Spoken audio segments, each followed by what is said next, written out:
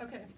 Hi everyone, I'm Shelly Freeman. We're back with, this time we're doing a video for EDU 585, and I'm with my colleague Katie. We're going to talk about what things you can do to evaluate your ELL program to see if it's effective or identify areas of growth, and we're going to talk about ELL advocacy. There's times when we'll probably switch it up between ELL and ESL. So ELL is English Language Learners. ESL is English as a second language, but primarily it's being replaced by ELL. So, but those two terms are interchangeable. So we're going to be referencing our experiences in classes that we have recently taken at the graduate level, along with our experiences here at a Northern Kentucky elementary school. And so Katie and I have worked in this past school year sharing duties for teaching a student who is an ELL student and who has an IEP. So we're going to kind of draw from that and then move forward. So to start off with, Katie, you were just telling me that you just finished a TESOL class, yes, which is a great organization that gives us sort of guidelines and standards for evaluating our lesson plans and designing them. But here at our school, what we usually go by is the WIDA standard, which is another organization, consortium that's the predominant one in the country that sets English language development standards. And so they have a huge amount of resources for us to draw from, and along with those standards, they give us these tools to help meet them. You might relate it to the state's Common Core standards, and that sort of gives us a framework for designing our learning targets and our lesson plans by. So another one of WIDA's features is their essential actions assessment. And so it's a framework of 8 elements that helps us to decide maybe where we're strong, where we have areas of growth. And so we're just going to hit on a few of those that I've identified at our school as potential areas of growth.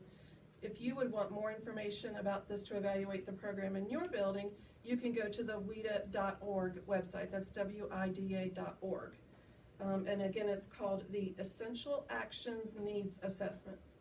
Okay, so the very first action that they identify is capitalize on the resources and experience that ELLs bring to school to build and enrich their academic language. So I think a lot of times teachers who haven't had a lot of experience with ELL students kind of are so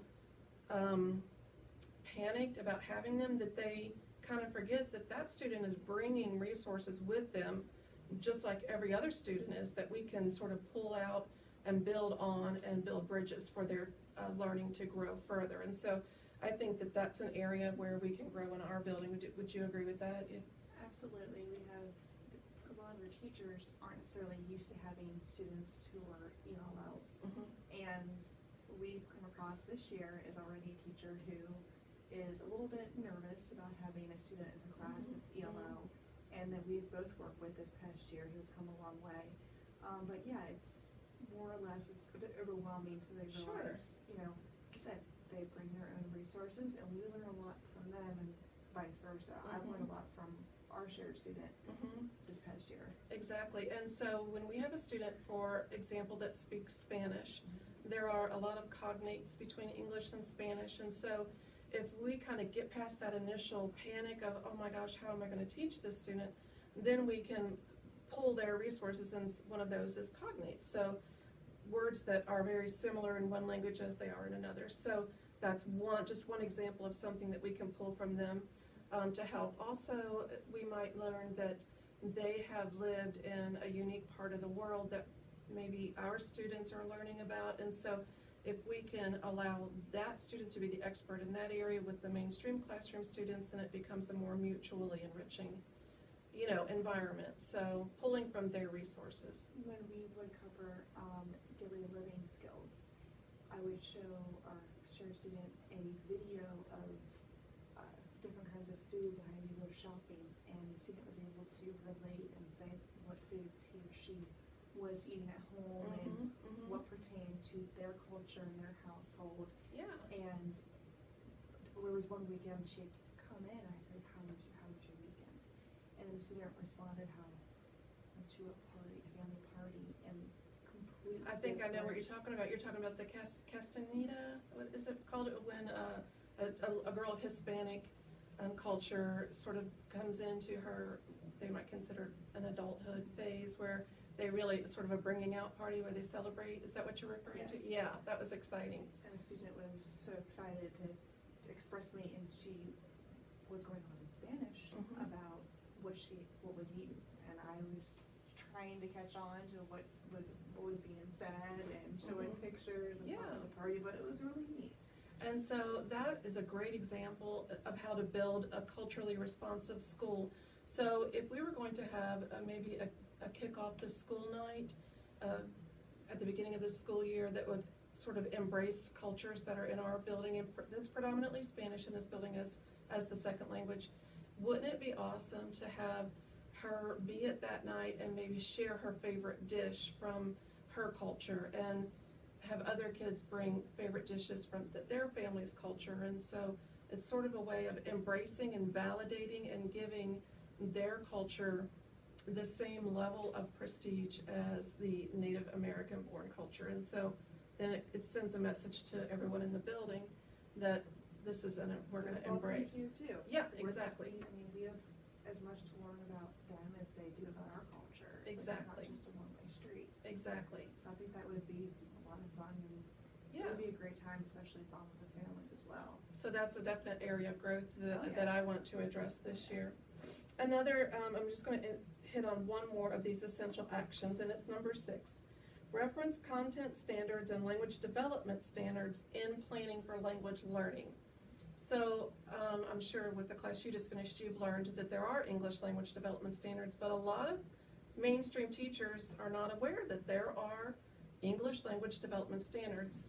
I didn't know there were either. I wasn't sure until when you had, when you were answering my questions when I was confused in the course.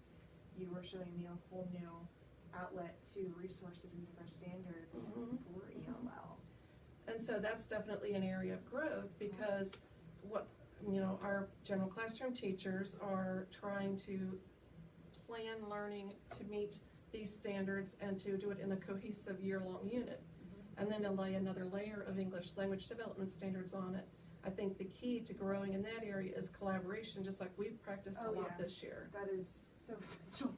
Because, for me to address all of the content standards as an ELL teacher is overwhelming, and for the content teachers to address all the English language development standards, it's overwhelming. And so that collaboration is where you can really, I think, come closer to hitting that, especially when you're trying to plan it out over a year.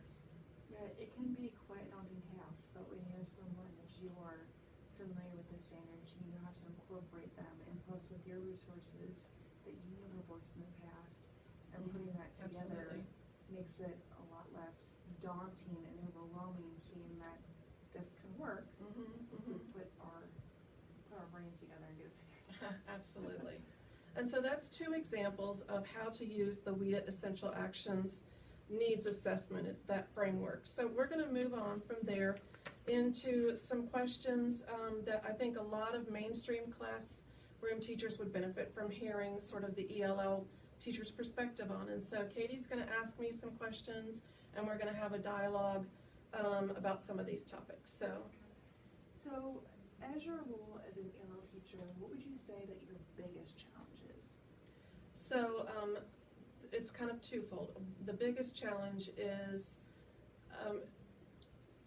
implementing collaboration, because it's a totally new concept to a lot of people, and so they might be standoffish, like, oh, I don't know how to collaborate, or I don't have any experience in that. And so that's one. It's getting over that initial hump of something new. And then also, we are so fortunate here to have administrative support for collaboration, and so we can work it into our schedule. We have the time and the endorsement from the administration to collaborate, and so I think that is a huge blessing for us in this building. And so that's definitely something that makes it easier to collaborate. But whatever way you can do it, I would say that's definitely a challenge, but well worth it. Okay, so how could you see collaboration being improved amongst other professionals in the building? Yeah. So I think that by us showing success from the collaboration, then that sort of opens the door for everybody to like, hey, that is a pretty effective strategy. And so for those that are resistant, then when they start seeing successes, for those that are not, I think that continuing to develop an atmosphere being culturally responsive, and the teachers seeing the positive outcomes of that, I think it just naturally draws everyone into that. Again, the biggest key is having administration to understand the benefit of it. And if you don't have that benefit, then I would say that would be the first goal, is to try to meet with your administrators to see if they can endorse, if they can get behind, the collaboration model. And so I think that that's helpful to overcome the huge strategy. You mentioned earlier about the cultural and home life of students and how it can be quite different from the rest of the schools. Mm-hmm. Do you feel that your colleagues are respective of their culture, their home life, and communication in general? Yes, I think that they're definitely respectful. I think that the only time when biases do come into play, it's not intentional at all. It's just being aware of maybe old strategies or old textbooks that may have something that's culturally biased. And so that can be, cultural bias can mean assuming that a student knows something from their background that they don't have because they don't have the same culture as the mainstream students do. So that can be a bias. So it's not always a prejudicial thing against a particular race, but bias can be an innocent of just assuming that a student knows something that they don't know. And so just being more aware of not to assume or to make snap judgments. Another example would be students who have language development go through pretty predictable stages, kind of like our native language we grow. We kind of do that in a second way, in a second language or subsequent languages. And so one of those stages is the silent period, where they don't really verbalize anything because they're so busy trying to take it all in and process it. Another stage that some ELL students go through is sort of what might be interpreted as disrespectful or disruptive even. And so we need to realize that in their culture, where they come from, in their school, they may not be sitting in rows silent for a long period of time with their focus on a teacher. It may be perfectly acceptable in their culture to roam around the school building without explicit permission. And so what might be seen as defiant in our culture may be normal in another culture. Or, for example, we consider it disrespectful to not look a teacher in the eye when the student is communicating, but in other cultures, that would be the height of disrespect, to look a teacher straight in the face. That would be considered disrespectful. And so just don't make assumptions about what that student has in their background and assume that it's the same, whether it be academic vocabulary or behaviors or classroom management or different strategies. So that would be my biggest advice in that area. As long as teachers are open and understanding, because that can be a challenge, especially when teachers who have been teaching for a very long period of time, who are not used to adapting to students who are from different cultures. Sure. So that is also adjusting to that, but it's getting used to kind of a new way of thinking. It's kind of stepping back and realizing, oh, wait a minute, he or she has no frame of reference for what I'm talking about. And that's when persons like you come in handy when we're not sure how to approach it. And coming back to the collaboration. And exactly. So even teachers who don't have immediate access to an ELL professional can dive into that student's background and culture and language and sort of equip themselves for making minute-by-minute decisions that teachers make all the time. Because you can have a well-thought-out plan, but then there might be a teachable moment, or your lesson may take another turn because you realize that there's a need there that you didn't know was there. And so by teachers taking the time to learning some basic linguistic measures of your students' language, and some basic things about their culture, and then personally, maybe even their family and background. For example, we have a lot of students in our area that are Hispanic, but that doesn't mean that they all share the same background. So some of our Hispanic students were born in another country, Guatemala or Mexico, and then they have immigrated to America. Some of our Hispanic-speaking students or Spanish-speaking students were born in America, but they grew up in a household that speaks Spanish. And then lastly, we have another group of Hispanic students that have yet a different cultural background than those three. So just because they all speak Spanish doesn't mean that they have the same dialect of Spanish, and that can vary greatly in their educational background, their background literacy, even their family mannerisms, and the way they view education, the way they view teachers. And so just teachers, classroom teachers, who can sort of dive into getting to know that family, that student, at least on a superficial level, then that much more they have to be able to make wise choices when working with that student every day.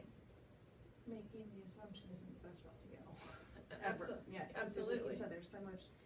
Even speaking with you now, I'm even learning more about how to work with my students and future coming students by understanding that even though they do speak Spanish, doesn't mean their cultures are the same. Doesn't mean that's just the way it is. Students who have immigrated to America for political and religious freedoms or persecutions are very different from students who speak Spanish who were born in America, and even from different parts of the country. So just like you would any student, you try to get to know what is about that student that are unique, that you can draw from to move them to the next level. The individual that we understand.